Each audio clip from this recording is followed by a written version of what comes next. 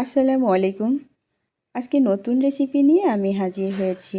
আমার আজকের recipe 1 cup আটা দিয়ে একদম তেল ছাড়া সেরা নাস্তা রেসিপি। আপনি না খেলে বুঝতে পারবেন না। আর অনেকেই তেলটা পছন্দ করেন না, কিংবা অনেকের তেল খাওয়ার নিষেধ আছে, বেশি খায় না ফ্যাটের জন্য। এই জন্যে তেল ছাড়া এই নাস্তাটা কিন্তু খুবই উপকারী, আর সবাই অনেক পছন্দ করবে তেল ছাড়া এই নাস্তাটা।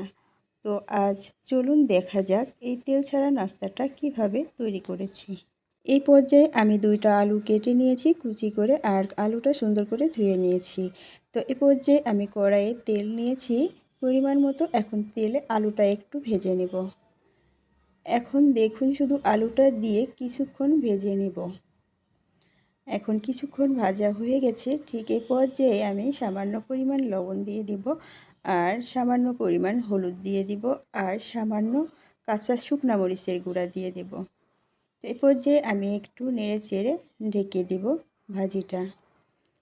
বেশি সময় লাগবে না, ঠিক 5 মিনিটে আমি এই যে 5 মিনিট পর দেখুন, এখন ঢাকনাটা খুলে আমি কাঁচা পেঁয়াজ কুচি আর কাঁচা মরিচ কুচি এর ভিতরে দিয়ে দিলাম। এখন একটু নেড়ে এর ভিতরে একটু চাট মশলা দিয়ে দেব। আর আপনাদের যদি চাট মশলা না থাকে, নাও দিতে পারেন, কোনো সমস্যা নেই। তো এরপর যে চাট মশলার পরিবর্তে আপনি একটু গরম মশলা ইউজ করতে পারেন, একটু সুন্দর সুঘ্রাণের জন্য। তো এই পর্যায়ে আমি একটা ভালো করে নেড়ে এখন আবার একটু 5 মিনিট ঢেকে রাখবো। এই পর্যায়ে ঠিক 5 মিনিট পর দেখুন ভাজিটা কিন্তু হয়ে গেছে। তো এই পর্যায়ে আমি ভাজিটা একটু ভালো করে নেড়ে চেড়ে ভাজিটা তুলে ফেলবো। তো ভাজিটা ভালো করে নেড়ে চেড়ে ভাজিটা এখন তুলে ফেলবো ঠিক এই পর্যায়ে। তো এখন দেখুন আমি কিভাবে এই আটাটা তৈরি করেছি।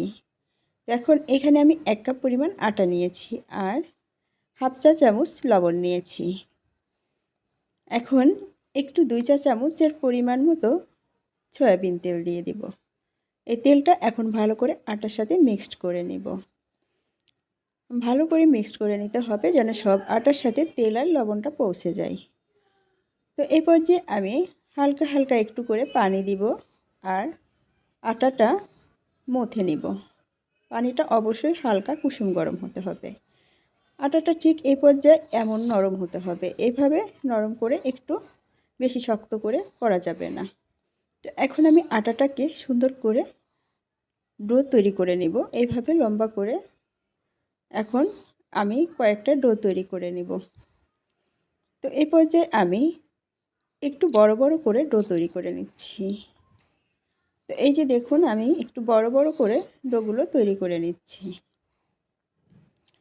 তো আপনারা ছোট করে নিতেও পারেন, তবে এখানে বড় করে ডো তৈরি করলে ভালো হয়, কারণ এটা একটা ভাজ হবে পরোটার মতো। এই পর্যায়ে আমি একটা তৈরি করে আপনাদের দেখিয়ে দিচ্ছি। তো রুটিটা ভালো করে একটু পাতলা করেও না, আর বেশি মোটা করেও না, মিডিয়াম সাইজ করে বেলে নিতে হবে। এই যে দেখুন, ঠিক এই রকম সাইজ করে রুটিটা বেলে নিতে হবে। তো আমার রুটিটা বেলা হয়ে গেছে। এখন আমি এর উপরে এই ভাজিটা দিয়ে দেব। এখন এই ভাজিটা আমি 2 পাশ দিয়ে ভালো করে ছড়িয়ে দিব। এই যে দেখতে পাচ্ছেন, ঠিক এইভাবে 2 পাশ দিয়ে সুন্দর করে ছড়িয়ে দেব। মাঝখানেরটা একটু ফাঁকা রেখে দেব। আর এখন আমি এটা আলু ভাজিটা দেওয়ার পরে এটা সুন্দর করে একটা ভাঁজ দিব। আমরা পরোটাটা যেভাবে ভাঁজ দিই, ঠিক ওইভাবে ভাঁজ দিব।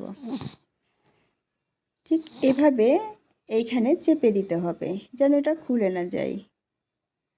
তো এই পর্যায়ে আমি পরোটা যেভাবে আমরা ভাঁজ দিই, ঠিক সেইভাবে ভাঁজটা দিয়েছি।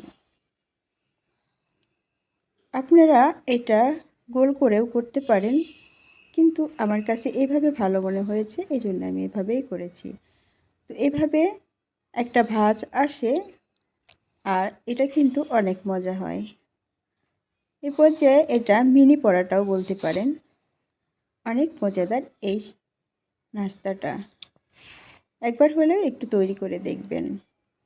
আর আমার এটা যদি আপনাদের কাছে ভালো লেগে থাকে, তাহলে অবশ্যই একটা লাইক দিবেন, কমেন্ট করবেন কেমন লাগলো, আর সাবস্ক্রাইব করে আমার চ্যানেলের পাশে থাকবেন। এই পর্যায়ে দেখুন আমার বানানো হয়ে গেছে। এভাবে আমি সবগুলো বানিয়ে নিয়েছি। এই যে আমার এখানে 5টা বানানো হয়ে গেছে। এখন আমি কড়াইয়ে যাব। কড়াইটা একটু গরম করে সামান্য পরিমাণ একটু তেল দিয়ে দিব। তেল দিয়ে আপনি টিস্যু পেপার দিয়ে কিংবা অন্য যে কোনো কাগজ দিয়ে আপনি তেলটা মুছে নেবেন। তারপরে আমি এগুলো বসিয়ে দিচ্ছি। এখন এগুলো বসিয়ে দেওয়ার পরে ঢেকে দিতে হবে। ঢেকে দেওয়ার এক সাইড হয়ে যাওয়ার পর ঠিক 5 মিনিট পরে আর এক সাইডটা তুলে দিতে হবে। যে এখন আমি উল্টিয়ে দিব এটা। তবে এটা আমার কড়াইয়ে ভাঁজ পড়ে গেছে, তো ফ্রাইং প্যান হলে ভালো হয়। তো তারপরেও এটা কিন্তু সুন্দর মতো হয়ে যাবে, কোনো সমস্যা নেই। দেখতে পাচ্ছেন এক সাইডটা কিন্তু হয়ে গেছে, জায়গায় জায়গায় হয় নাই, কিন্তু হয়ে যাবে, সমস্যা নেই। এরপর যে দেখুন এক সাইড হয়ে যাওয়ার পরে আমি অন্য সাইডটাও তুলে দিচ্ছি। আবার ঢেকে দিয়ে আবার অন্য সাইডটা এখন তুলে দিব। এখন আমি 5 মিনিটের জন্য আবার ঢেকে দিব। এখন আবার 5 মিনিট পর দেখুন এই যে কি সুন্দর ফুলে উঠেছে। হালকা হালকা চাপ দিবেন আর এভাবে ফুলে উঠবে। এখন আর এটাকে ঢেকে দেওয়ার কোনো প্রয়োজন নেই। হালকা জালে আপনি এটা আস্তে আস্তে উল্টিয়ে পাল্টিয়ে দিবেন। তো এই পর্যায়ে এই যে দেখতে পাচ্ছেন সবগুলো সুন্দর মতো কিন্তু হয়ে গেছে। আমি একটা উঠিয়ে আপনাদের দেখিয়ে দিচ্ছি কতটা সুন্দর হয়েছে। ঠিক এ পর্যায়ে এইভাবে আস্তে আস্তে এটা চাপ দিবেন। আস্তে আস্তে চাপ দিতে দিতে এইটা ফুলে ফুলে উঠবে আর মচমচে হয়ে যাবে। উপরটা সুন্দর মচমচে হয়ে যাবে আর ভিতরটা নরম হবে। ঠিক দেখতে পাচ্ছেন অনেক সুন্দর হয়েছে এই নাস্তাটা। যদি আপনাদের কাছে এতটুকু ভালো লেগে থাকে অবশ্যই আমার চ্যানেলটা সাবস্ক্রাইব করে আমার চ্যানেলের পাশে থাকবেন। আর সবাই অনেক অনেক ভালো থাকবেন। আজ এ পর্যন্তই। আল্লাহ হাফেজ। আসসালামু আলাইকুম।